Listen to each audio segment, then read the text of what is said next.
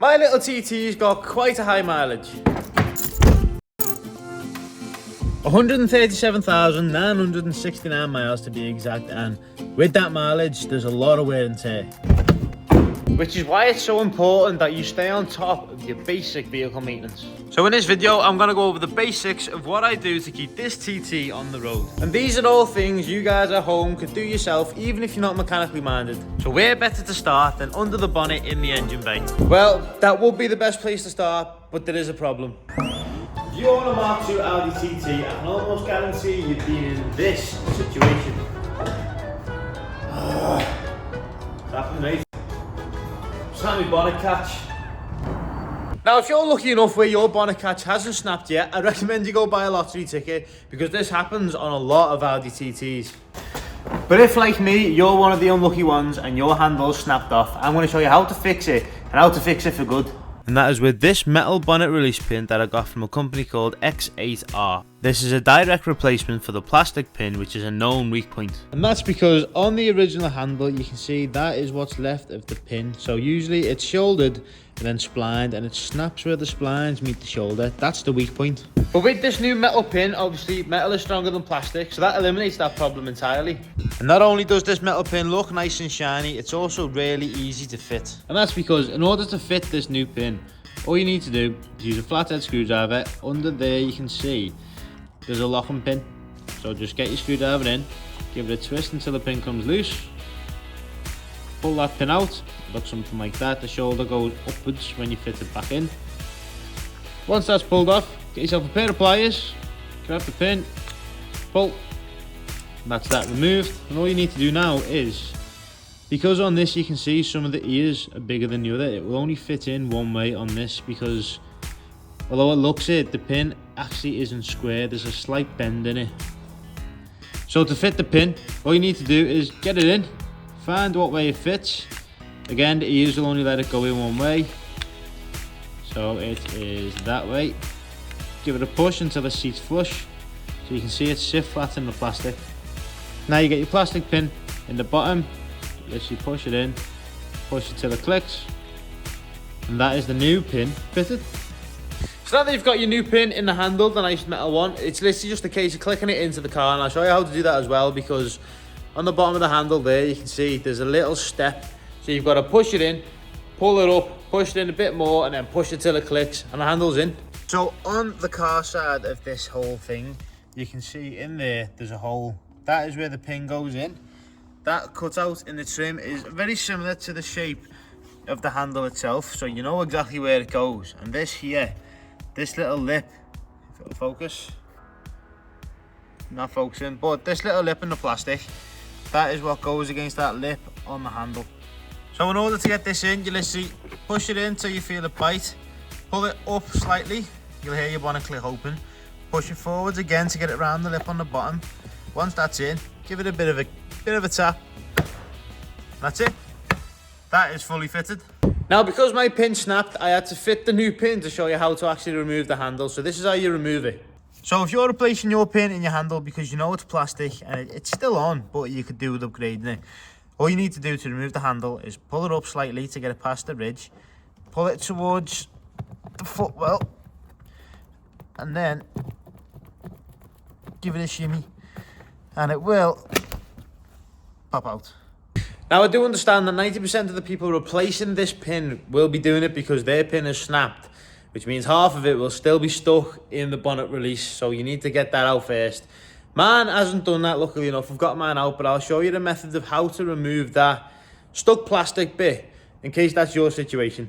So if you're unlucky enough to have a bit of plastic stuck in there still, you'll probably just see the end of it, and if that is the case, if you can get to it with a pair of needle nose pliers, I recommend you get the pliers on and then just try and pull it out as best you can. If you can't, option 2 is use a wood screw, screw it into the plastic, get a pair of pliers on the wood screw and pull. That should pull that pin out.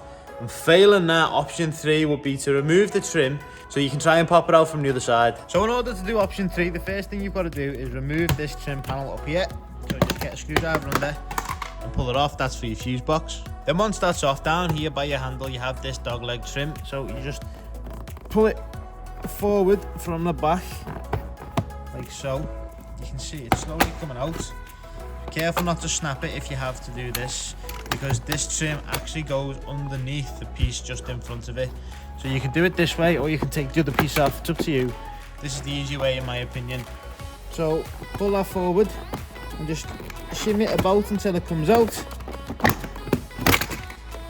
Let your trim out, and then there is the bonnet catch. So now that your bonnet catch is exposed, luckily enough, the spindle where the pin goes into, you can get to on the back side. So if your pin is actually stuck on the inside of that spindle, all you need to do is get a screwdriver on the back, give it a bit of a tap, and you can pop that pin out. So here is your bonnet catch mechanism, and this is what I mean. So you see that gap there, you can get something on that to push the pin out.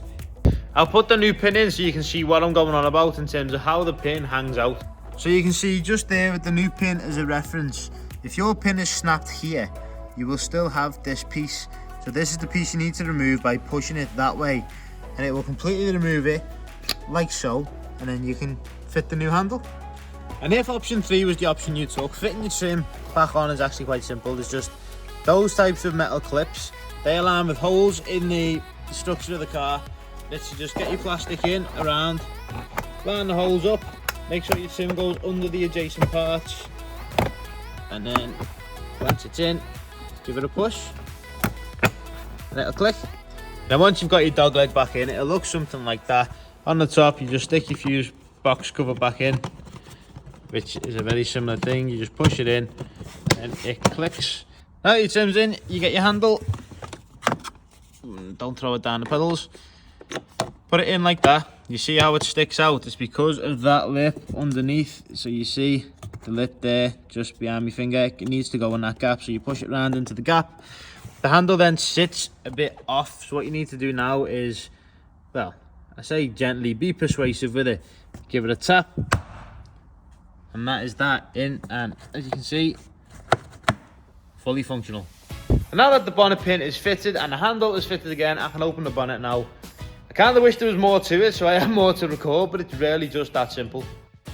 So if you're fed up with pulling your bonnet release cable with a pair of pliers, or fighting with the handle every time you just want to open the bonnet to check your oil, fill your coolant, even just to do your screen wash, go get yourself one of those metal pins with my link in the description down below and fix the problem for good, because it's made things so much easier.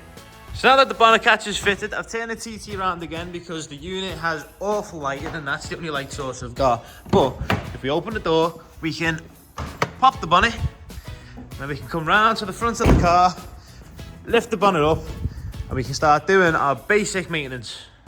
Now in order for an engine to run and a car to work, there are a lot of components, but there's also a fair few fluids that you've got to check, because your reservoirs tend to be in the engine bay. For example, your coolant, your brake fluid, your engine technically is an oil reservoir because it's full of oil, so they need to be checked to make sure the levels are right, but between the min and the max, and the engine has enough of what it needs to run properly. Now this will vary from car to car, but on the TT, this is your coolant reservoir, and as you can see, those two lines, you've got min and max. My coolants are slightly over max, which is probably better than it being slightly under the minimum, but I know I've got enough coolant in that because I can see it. The next one is your brake fluid. This on the top is actually a brake fluid level sensor, so when the brake fluid goes too low, that'll come up on the dash to say you need more brake fluid. But one thing you can do, if you want to make sure you've actually got some fluid in the reservoir, is take the lid off, lift it out, and you can see in the top, it's a bit dirty, so it could do with the change, but I do have enough brake fluid to keep me stopping. Next is your oil. So on this engine, the 2 litre TFSI, the oil cap is here. So the reason it's on a stand is because this usually has like a sound deadening plate on the top. I say plate, it's a cover, engine cover, that's what it's called. Usually it has an engine cover on the top, so you need the stem to actually get to the filler cap from the top. I do believe that this stem, once you take the oil cap off, it's only glued in, and as you can see on top of the crankcase, it's the same as the top of the oil plug, so I might try and crack that off, but it is glued in, but we'll come back to that. But anyway, that's how you fill the oil on the engine. So there's therefore oil in it, and that is your dipstick. So this, you pull it out, and this is what tells you the level of oil. So to check the oil level, you pull out your dipstick, give the end a wipe, take off any residual oil, stick it back in the engine, pull it back out again, then from there you can see the the oil level on the stick based on how shiny it is. Mine's just to there, so there's enough in it, but it could probably do with the top up. Then we'll get it back in. So the oil's good. So now that we've checked the fluids and we know they're okay, the next thing we can check, because we can see them, are the belts. And on the 2-litre TFSI petrol engine, you have this belt here, which is the alternator belt. And as you can see, it's all in one piece. It doesn't look dried out and there's no cracks. So that's a really good belt. I'm quite happy with that. But if your belt looks like it has little cracks on the inside and it looks a bit old and tired, you're probably best getting that changed when you can, because when they snap, you lose your alternator, which means your battery doesn't get charged.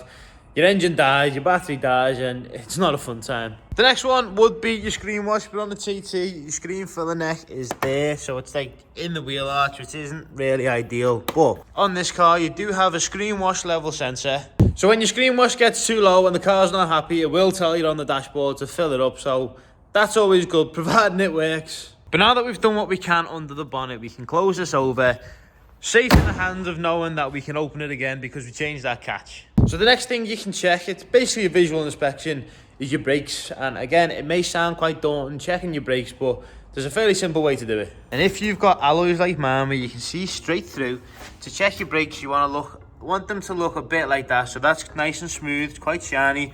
There's a little bit of a lip on the top of the disc, but it's nothing that's abnormal.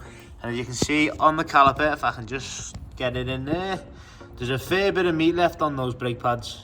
And a bad brake disc, just for reference, would be one that's got a lot of grooves in and the surface doesn't feel smooth. It feels very pitted and rough. And also your brake pads, like I've just shown here, that is a good brake pad because it's quite thick, whereas a bad brake pad would have a lot less material on it. And sometimes you may even be down to the metal before you've even realised your brakes have gone bad. A good example being the rears. So the rears on this car, they're not the worst, but you can tell there's a visible difference. They're not the best. I have got new discs and I've also got new pads to change them, because although the pads, if I can get you in to show you there, although the pads do still have a bit of meat left on them, they're not great. So for me personally, they probably would last a bit longer, but I am going to change those rear discs and pads because I've got fresh ones there and they're not the best. So now we've done some simple under the bonnet checks. We've had a little visual of the brakes. You're best checking all four corners just to make sure in case you've got uneven wear. The next thing we can check is all the lights on the car, because again, although the TT will tell you that your lights have gone out because it detects a low resistance across the bulb, so then it knows the bulb's not working. The last thing you want is to either get pulled over because you've got a dodgy brake light, or get stuck in the dark because your headlight bulbs have gone out, and again, you haven't even noticed. And as you'd imagine, the easiest way of doing that is to turn your car on, turn your lights on, do a 360-degree walk around the car, just check everything, and if you really need to, have someone sit in the driver's seat to press the brake pedal, your brake lights will come on. Or if your car's reversed up against a reflective surface, you can press the pedal, check your mirrors, and you can see the reflection on the shiny surface. So let's get the TT open, let's get it turned on and get all the lights turned on. Key in the ignition, turn that over, I'm going to pull it out for the fog lights. I'm also going to come to the center console and turn my hazards on to check the indicators. And now that all the lights are on, we can just walk around the car and we can make sure everything's on. I'm also going to come back and do the main beam because I want to make sure they work too. But as you can see, the rear right indicator's working, the rear brake lights, the rear tail lights are working, sorry, the rear fog light works down the bottom, same on the opposite side. Then we come round, the mirror's flashing, so that's good because they go, that's quite a common issue on these. Then the front indicator's working, front headlight works, front fog light works, and believe it or not, that's exactly the same on the opposite side. Same for the mirror. So now what we'll do is we'll just push this stalk forwards to put my main beams on. Come round here, and you can see they're working on both sides as well. And another way to check your brake lights is to do what I'm doing right now, and set your phone up so you can see your lights, run round to the driver's side, press the pedal, and all your brake lights should come on. And now after doing that, I can see that my top brake light is missing a few bulbs, so it's not that bad, but I am going to change it because it does me head in. Once you've checked all your fluids and you know your screen wash is full, you need to put your key in, put your wiper stalk on, and test that on the windscreen. That spray's lovely.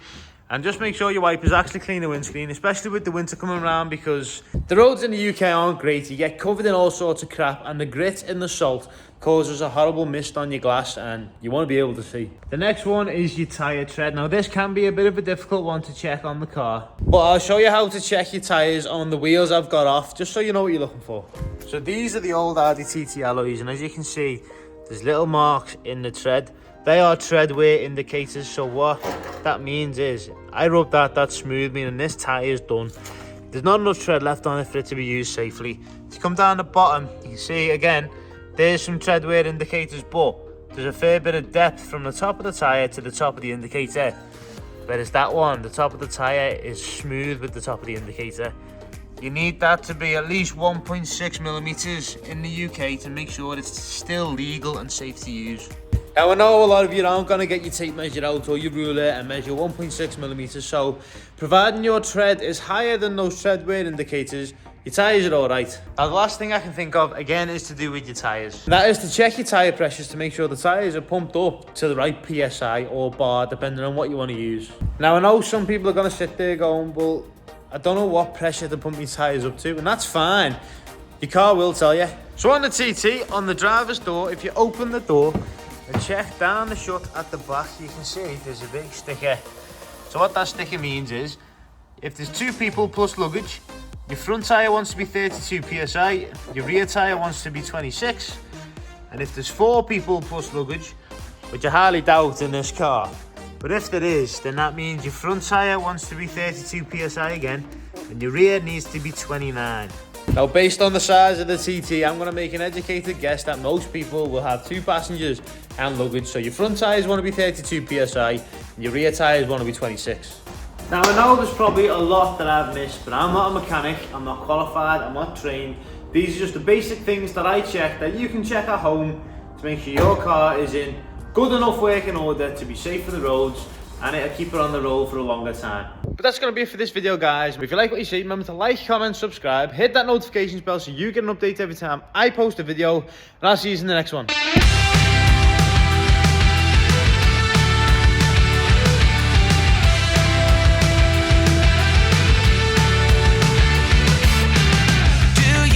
Lie awake at night? Are you afraid to turn out the lights? Is there